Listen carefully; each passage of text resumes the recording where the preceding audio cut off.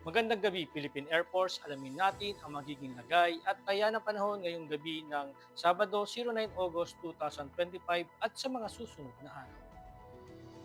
Para sa ating synoptic situation, ang low pressure area na si dating bagyong Fabian ay huling namatan kaninang alas 3 ng hapon sa layong 490 km west of Calayan, Calagayan.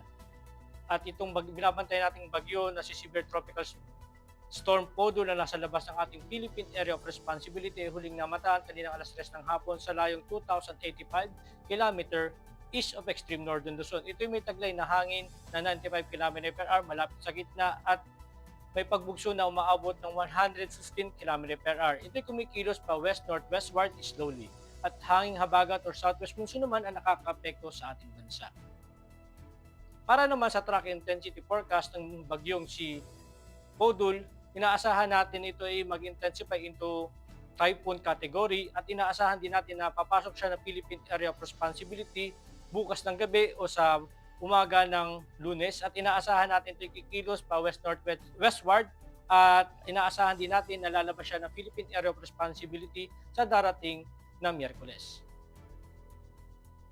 Para naman sa ating general area forecast, ang Ilocos Region, Cordillera Administrative Region at Cagayan Valley ay makakaranas ng maulap na kalangitan na may kalat-kalat na pag-ulan, pagkulog at pagkidlat.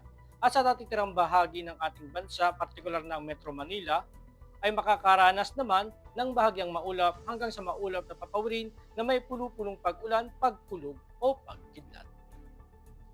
Para naman sa 3-day forecast sa Metro Manila, sa Lunes hanggang Miyerkules ito ay makakaranas ng bahagyang maulap hanggang sa maulap na papawirin na may pulo-pulong pag-ulan, pagkulog o pagkidlat. Ganun din sa Cavite, Angeles, at Philippine Rice. Samantala sa Lipa, sa Lunes at Martes ito ay makakaranas ng bahagyang maulap hanggang sa maulap na papawirin na may pulo-pulong pag-ulan, pagkulog o pagkidlat. At pagdating ng Miyerkules ito ay makakaranas ng maulap na kalangitan na may kalat-kalat na pag-ulan, pagkulog at pagkidlat.